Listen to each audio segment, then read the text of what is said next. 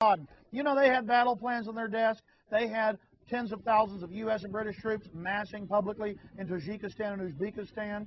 I say publicly, I mean, it was out in the foreign press, but total news blackout here. They were doing it covertly, but it was still out publicly in the foreign press to invade Afghanistan. And Bush held up plan to hit bin Laden. He had it on his desk 2 days before already, and had already signed it, but was it to be released till September 12th. U.S. plan for an attack on al-Qaeda. White House given strategy 2 days before September 11th. Again, MSNBC. But they say, oh, it's all just a big accident, a big coincidence. Yeah, wait, we haven't even gotten to the information yet. NSA intercepts on eve of 911 sent a warning. Messages translated after attacks. Washington Post. You read on to the articles about this. They got warnings a month before. They got warnings a week before. They got warnings a day before. This is just one of the articles of the plan to fly aircraft into the World Trade Center. And you just saw the reports they got back in 95. The reports they got back in 96, 97, 98, 99, 2000. I was all over the radio saying this. Everybody was. Everybody knew about this. Oh, but they didn't. Oh, they just got the intercept the day before and didn't, decipher it. This is a shill story. You know why? Because good people in government were blowing the whistle. Air Force colonels, Air Force captains, Army generals, FBI agents. And so they put up the spin. Oh, yeah, there were some warnings the day before. We missed it. And that gets announced nationwide. Then when you tell your neighbor about this, they go, yeah, they missed it. Here's another one. September 11th probe, wiretaps in Italy. Here, paired talk of terrifying plan by madmen. AP. Air Force officer suspended after charge. Bush knew of 911 threat. It wasn't a charge. I've interviewed his lawyer, Mr. Hilton, who's talked to hundreds of these officers. This was the dean of the Defense Language School that trains spies, Monterey, California. You know why he was angry? He was ordered to train Mohammed Atta and two of the other supposed hijackers. The fall guys, the patsies, that's what they were. They were playing a part. Knight Ridder newspapers. This Air Force officer, Lieutenant Colonel Steve Butler, said that Bush was behind the attacks and orchestrated the attacks so he could have a war for global domination and a police state. Again, here's a report out of the Herald newspaper there on the West Coast. The Monterey County Herald. DLJ official removed for criticizing Bush. And you read on. Then I interviewed the lawyer who represents 400 families of the victims, 400 families. San Francisco attorney Bush allowed 911. I interviewed Stanley Hilton on my syndicated radio broadcast 2 hours. He's not some left-winger out to get Bush. Neither is Judicial Watch, exposing Bush for prior knowledge and involvement with FBI agent Robert Wright and David Schiffers, the man that impeached Bill Clinton. This guy was former Bob Dole's chief of staff. This is out of the San Francisco Examiner. San Francisco attorney, Bush allowed 911. And then he goes into details. He has filed a class action suit against 10 defendants, including Vice President Dick Cheney, National Security Advisor Condoleezza Rice, Secretary of Defense Donald Rumsfeld, Transportation Secretary Norman Mineta, saying that they engineered the attacks. And I interviewed him. He says that his sources in the FBI, CIA, National Security Agency, Naval Intelligence, and Air Force, and others, say that NORAD was ordered to stand down, that the U.S. government engineered the attacks. Bob Dole's former chief of staff. But first, is President Bush to blame for the September 11th attacks?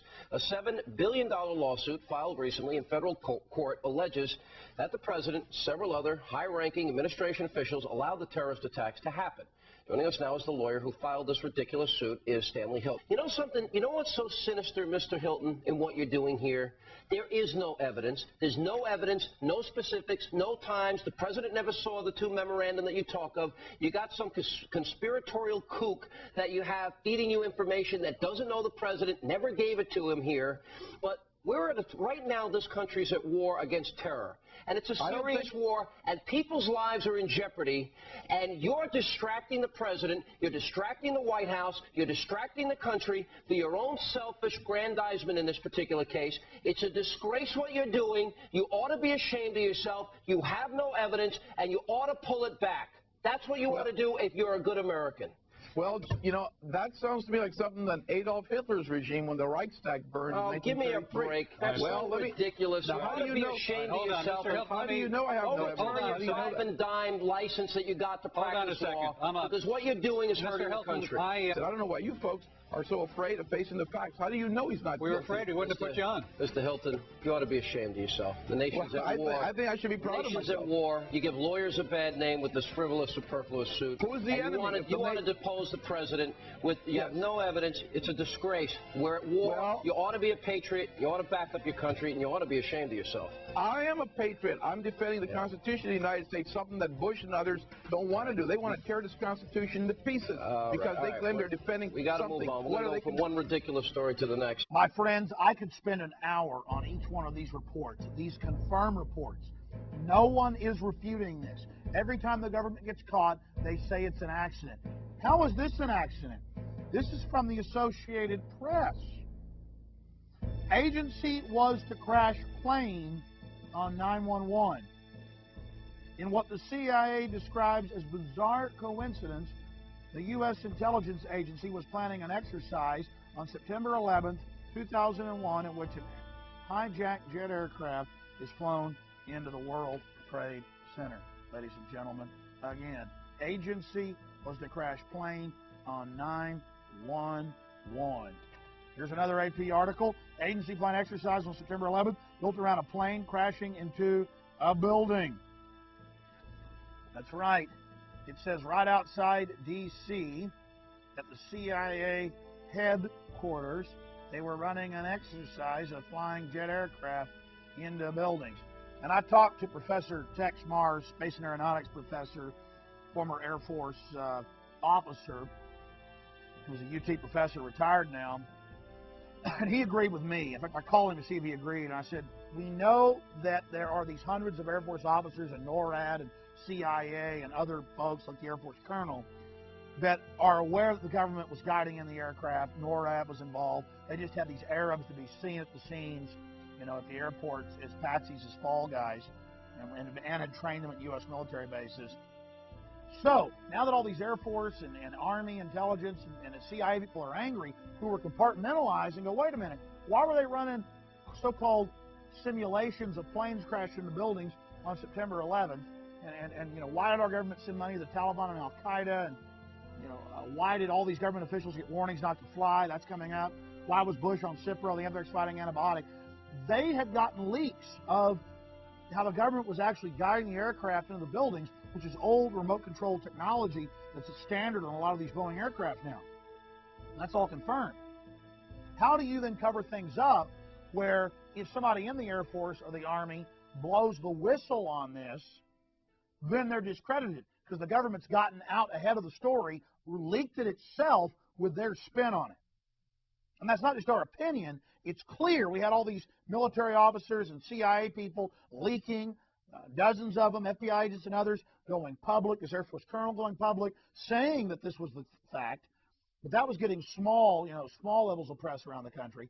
And then this big press story, oh, yeah, we were running a simulation, guys. You were just confused. That's what you saw. It was just a drill. It's the same MO over and over again. You know, oh, the terrorists attacked us. We had prior knowledge because we're idiots. Oh, yeah, we were running a simulation there at headquarters of planes flying into the Pentagon and World Trade Center, but that was just a simulation that morning, guys. And we're supposed to buy that. Millions of Americans have been asking a very important question. Remember back in 1999, Payne Stewart, the famous golfer, his jet got off course just for 21 minutes and was already surrounded by F-16 jet aircraft in 21 minutes.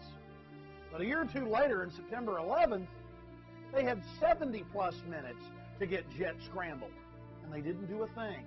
Simultaneously, within 2 minutes of each other, 4 jet aircraft in the same area of the country turned off their transponders. That is an emergency happening at any time of the year when even one jet does it. But instead, 4 jets turn off their transponders almost simultaneously, and nothing is done. At least that's what the FAA and NORAD claim. We know that the FBI, Defense Intelligence, have gone in and grabbed all of those control tower tapes. So we need to ask this important question. We need to get answers. Why was NORAD and the SAA.